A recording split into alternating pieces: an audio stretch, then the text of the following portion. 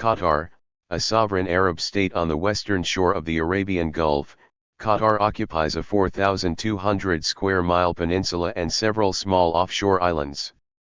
The Qatar Peninsula projects north into the Gulf for about 100 miles and has a maximum width of about 55 miles.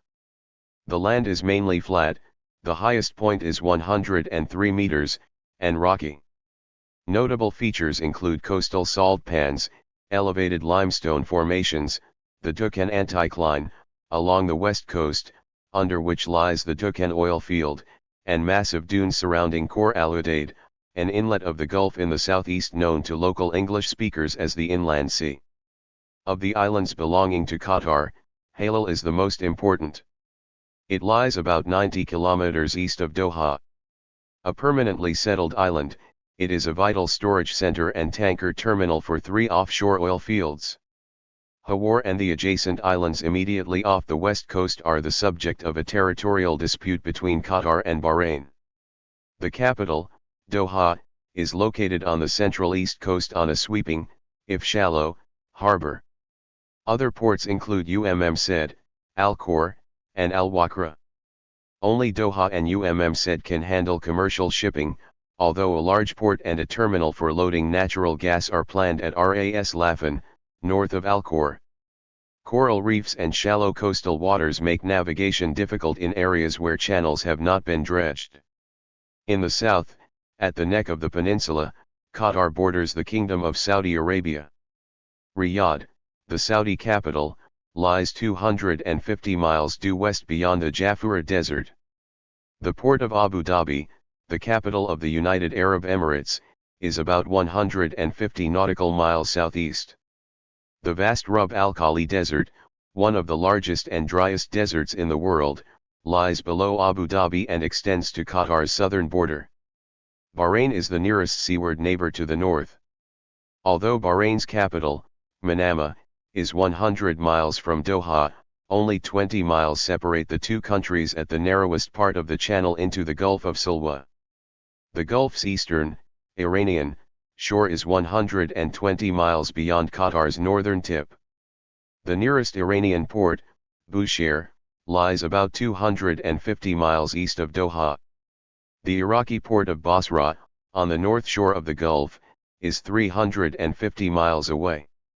The southern Strait of Hormuz, 310 miles from Doha, provides access to the Gulf of Oman and the Arabian Sea. Thus, Qatar occupies a central position in the Arabian Gulf. The overall outline of the peninsula was not defined on European maps until well into the 19th century. However, Carsten Niebug briefly described the arm in his Voyage en Arabie, published in Switzerland in 1780. The historical appearance of Qatar place names on European maps strongly suggests that, until recently, international navigators were familiar only with the northern end of the country and the eastern purling banks. Qatar's terrain is monotonously flat, except for the Dukan anticline in the west and some low rock outcroppings at the northern end of the east coast. Blown sand covers much of the south, and shifting dunes predominate in the southeast. The Dukan anticline rises from the west coast as a chain of separate hills of up to 325 feet in height, about 35 miles long and 3 to 5 miles wide, covering the country's onshore oil fields. Natural vegetation, including semi-permanent pasture, is limited to areas surrounding wells, depressions, and short drainage courses active only after the winter rains.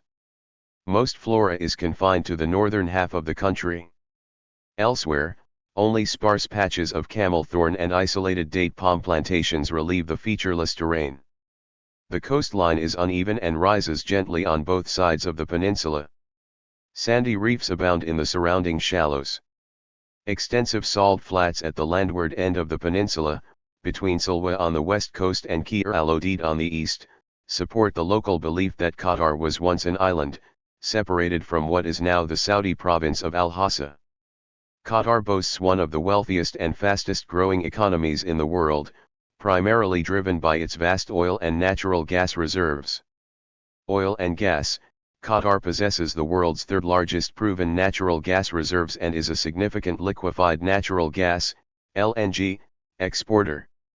The oil and gas sector contributes significantly to the country's GDP, government revenues, and exports. Diversification efforts. While oil and gas remain the backbone of the economy, Qatar has been actively pursuing economic diversification strategies to reduce reliance on hydrocarbon revenues.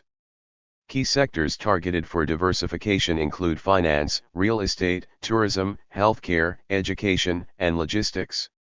Infrastructure development. Qatar has invested heavily in infrastructure projects, particularly preparing to host the 2022 FIFA World Cup. These projects include the construction of stadiums, transportation networks, hotels, and other facilities. Infrastructure investments contribute to economic growth and job creation. Financial services. Doha, the capital city, is a regional financial hub, home to various international banks, financial institutions, and investment firms. Qatar has developed a robust financial services sector, offering banking, insurance, asset management, and Islamic finance services. Trade and investment. Qatar has actively pursued trade and investment partnerships with countries worldwide. The country's strategic location in the Middle East and its stable political environment and investment-friendly policies have attracted foreign investors and multinational corporations. Government initiatives. The Qatari government significantly drives economic development through its Vision 2030 strategic plan. The vision outlines goals for economic diversification, human development, environmental sustainability, and social progress. Initiatives such as Qatar National Vision 2030 and National Development Strategy aim to create a knowledge-based economy and improve citizens' overall quality of life. Challenges. Despite its economic strengths, Qatar faces challenges such as dependence on hydrocarbon revenues, regional geopolitical tensions, and balancing economic growth with environmental sustainability. Additionally, the COVID-19 pandemic posed temporary challenges to various sectors, including tourism and hospitality. Political system. The first provisional basic law for governance was issued in Qatar in 1970 before the state gained its independence. Later on, the amended provisional basic law was issued in 1972 after national independence to be compatible with the requirements and responsibilities of this new era. Through this amendment, the parameters and objectives of the state's policies and its Gulf, Arab and Islamic affiliations were defined. Furthermore, its various authorities and agencies gained experiences derived from actual practice at the internal and external levels. The Constitution legislative amendments address some provisions of the amended Provisional Basic Law, with regard to the executive authority and provisions related to the succession of rule in the state, and an update of the constitutional situation in the country. The enactment of the judiciary law and other basic laws governing civil and commercial transactions, was a step on the road to complete building of state system and the establishment of the foundations of the state of institutions and law. For this purpose, an Amir decree was issued to form a committee to draft a permanent constitution for the state in July 1999, in line with the achievements of the state of Qatar. The system of government. It is based on the separation of powers. Yet, it shall be exercised in collaboration with the manner specified in the Constitution, whereby the Amir assumes the executive power, with the assistance of the Council of Ministers.